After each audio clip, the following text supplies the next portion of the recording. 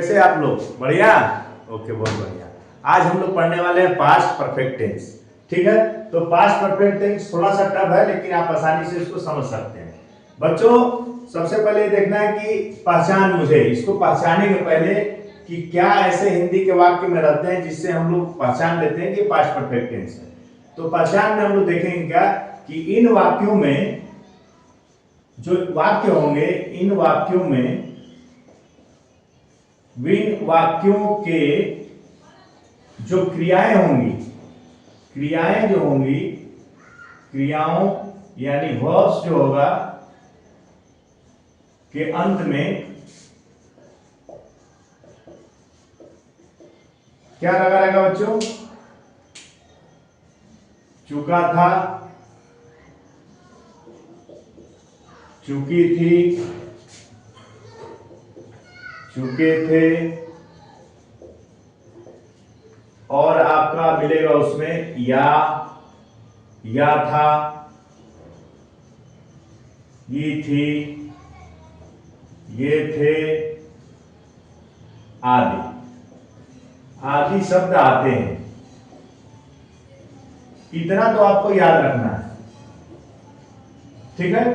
और दूसरा पहचान आपको याद रखना है क्या? इसमें दूसरा याद रखना है कि इसमें अक्सर आप देखेंगे कि इसमें इस टेंस में दो कार्य होते हैं, यानी इस टेंस में दो कार्य होते हैं, दो कार्य होते हैं। एक तो ये याद रखना है, और उसके बाद आपको चुका था, चुकी थी, चुके थे, या था, ये थे, ये थे, आदि शब्द आते हैं, ठीक है। अब दो कार्य होते हैं इसमें। तो इसमें स्टूडेंट क्या होता है बच्चों कि पहला जो काम होता है, पहले समाप्त कार्य जो होगा, पहले समाप्त कार्य को हम लोग पास्ट परफेक्ट में करते हैं। पास्ट परफेक्ट में बदलते हैं।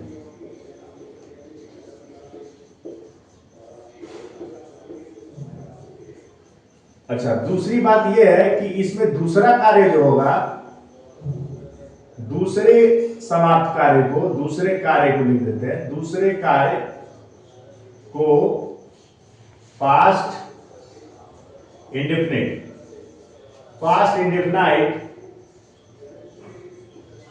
टेंस में ट्रांसलेट करते हैं, बदलते हैं, ठीक है। अब बच्चों क्या करना है इसमें कि नोट हमको ये करना है कि इसमें दो क्लॉज होता है, एक प्रिंसिपल क्लॉज होता है और एक सबऑर्डिनेट क्लॉज होता है। तो प्रिंसिपल क्लॉज होता है, क्या बोलते हैं उसको हम लोग? प्रधान उपवाक्य, उसको हम लोग पहले लिखते हैं, और एक आश्रित उपवाक्य होता है जो सबऑर्डिनेट क्लॉज होता है, वो उसके बाद हम लोग लिखते हैं, ठीक है। अब हम लोग स्ट्रक्चर देखते हैं अफर्मेटिव का। अब बच्चों अब देखते हैं affirmative sentence, negative sentence, interrogative और नेगेटिव इंट्रोगेटिव। ये चार तरह के सेंटेंस है। ये साधारण वाक्य है, ये नकारात्मक वाक्य है, ये प्रश्नवाचक वाक्य है, और ये नकारात्मक और प्रश्नवाचक दोनों होगा इसमें। इन दोनों में क्वेश्चन मार्क आपको देखने को मिलेगा।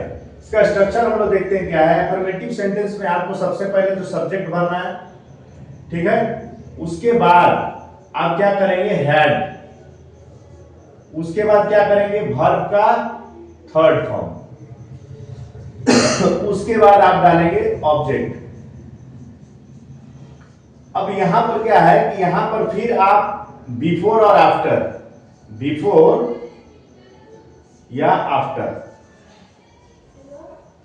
उसके बाद सब्जेक्ट, फिर सब्जेक्ट डालेंगे, उसके बाद वर्ब का सेकंड फॉर्म, उसके बाद आपका रहेगा ऑब्जेक्ट,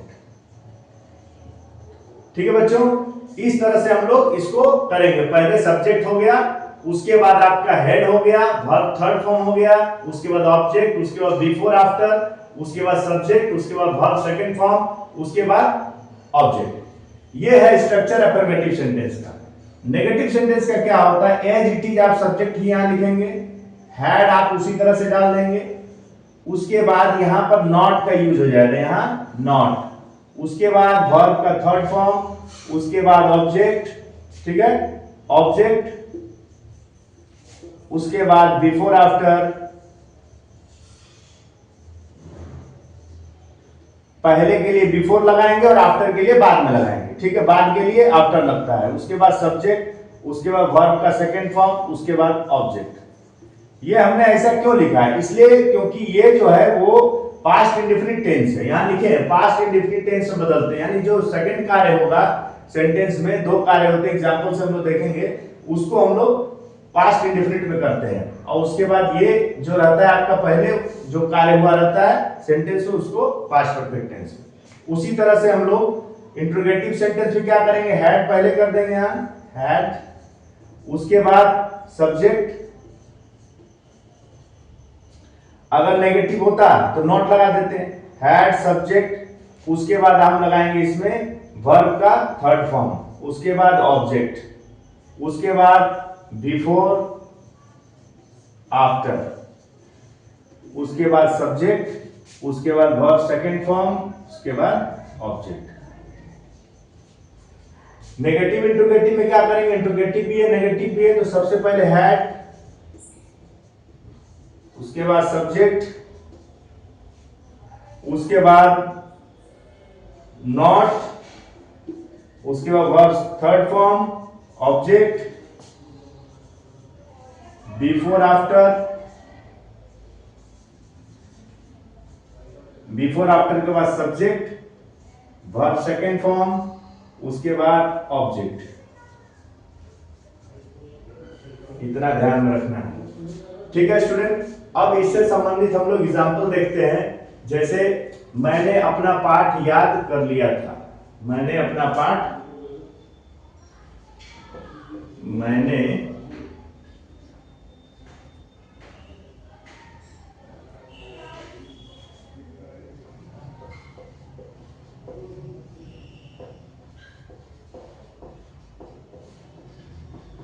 पाठ याद कर लिया,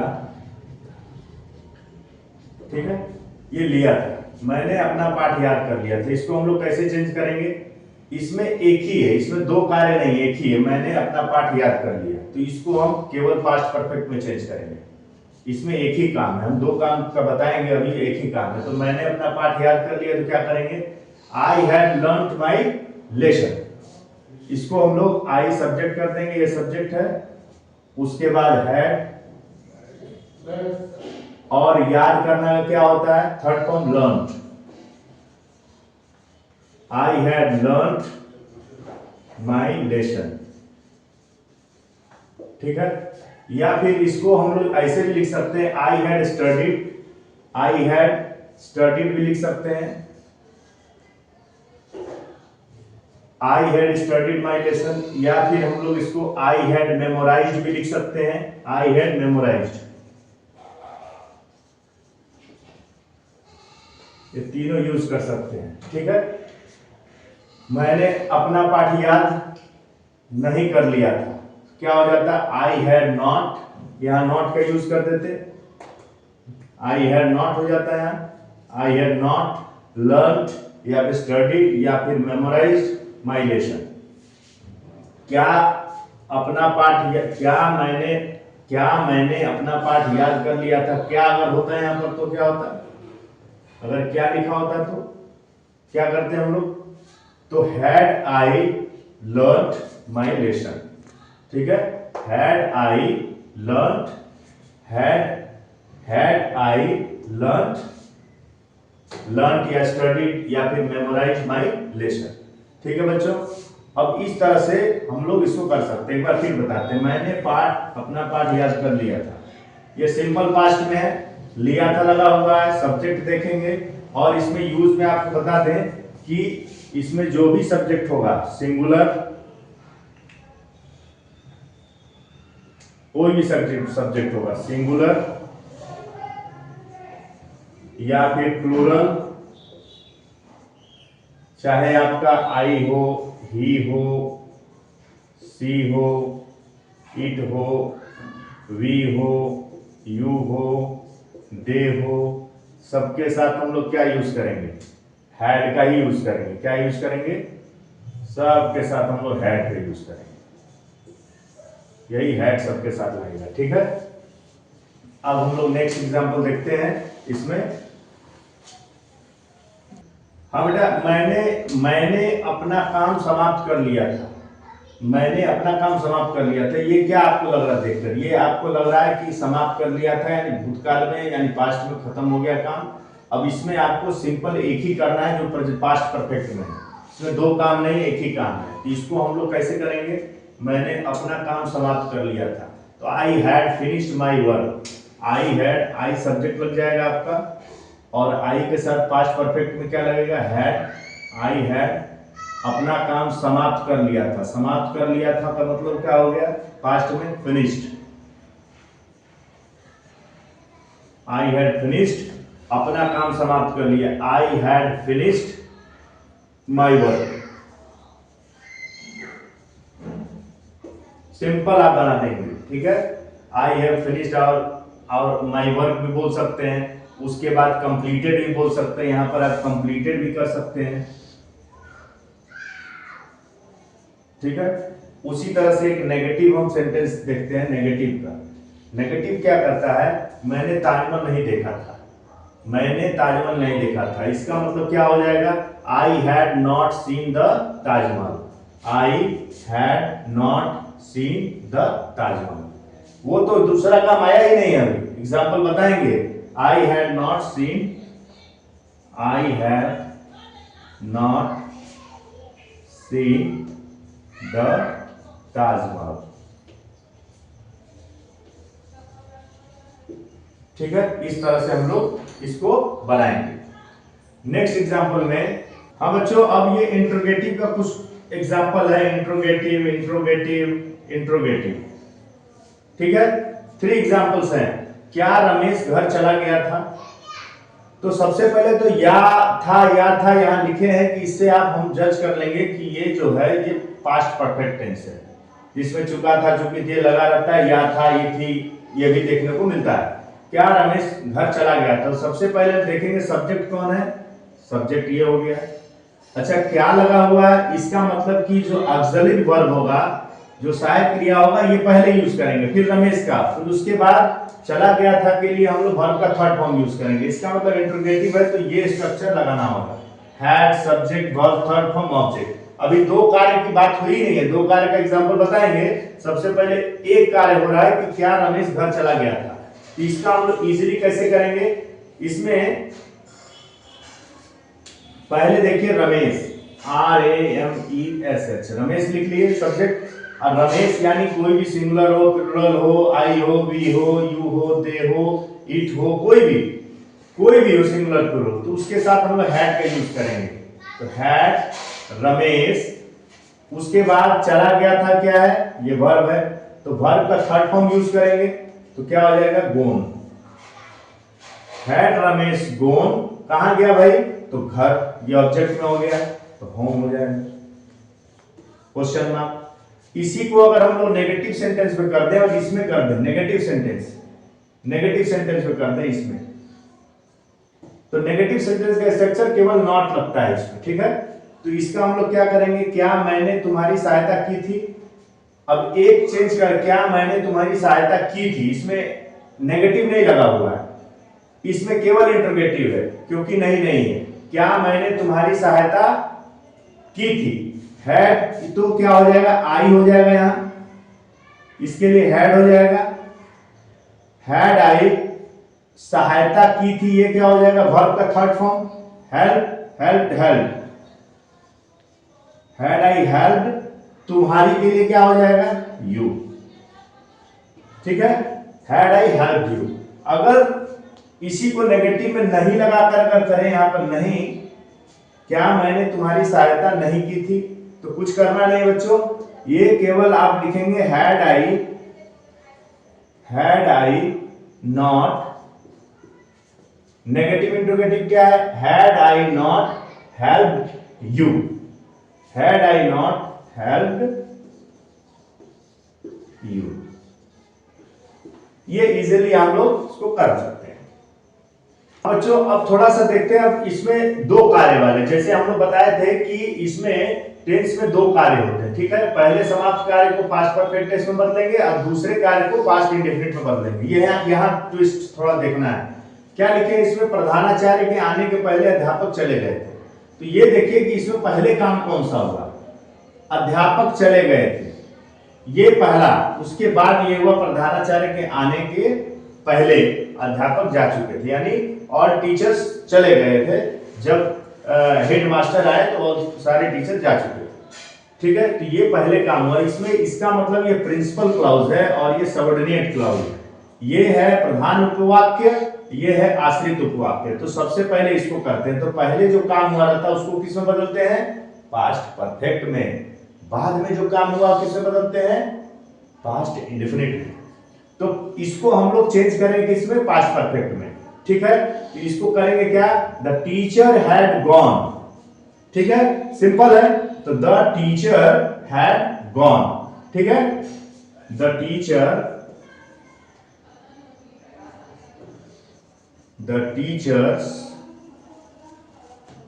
टीचर्स हैड गॉन, ये हो गया, ठीक है। उसके बाद पहले, ये जो पहले लिखा हुआ है तो पहले का इंग्लिश क्या है, बिफोर।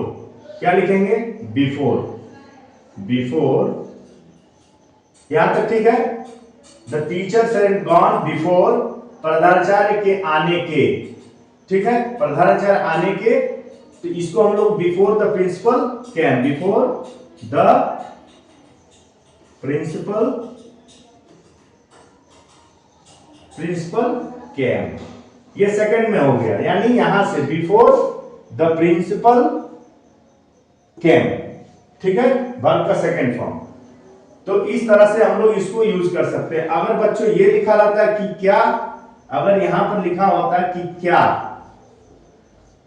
प्रधानाचार्य के आने के पहले अध्यापक चले गए थे, तो क्या करते हैं हम लोग बस। हाँ बच्चों, अब इसमें क्या होता है, टीचर, ये तो सिंपल हो गया, प्रधानाचार्य के आने के पहले अध्यापक चले गए थे। तो इसमें जब पहले देखना है कि पहले काम कौन सा हुआ है, अध्यापक चले गए थे, तो उसको किसमें करना है, पास्ट परफेक्ट में करना है। पास्ट परफेक्ट क्या है, सब्जेक्ट हैड, वर्ब का थर्ड फॉर्म, उसके बाद ऑब्जेक्ट। बाद में जो काम हुआ यानी प्रिंसिपल क्लॉज हो गया, मतलब कि अब ये सबऑर्डिनेट क्लॉज है। प्रधानाचार्य के आने के पहले अध्यापक चले गए थे, तो ये अध्यापक पहले जा चुका है और बाद में प्रधानाचार्य आए हैं। तो लिखेंगे इसमें क्या, पहले इसको चेंज करेंगे past perfect, the teachers have gone, उसके बाद पहले तो बिफोर द प्रिंसिपल कैम, ठीक है। अगर इसमें क्या लगा होता है कि क्या प्रधानाचार्य के आने के पहले अध्यापक चले गए थे, तो इसमें बहुत इजीली केवल हैड को ये पहले कर देते हैं। तो इसको क्या कर देते, पहले हैड लिख देते, हैड द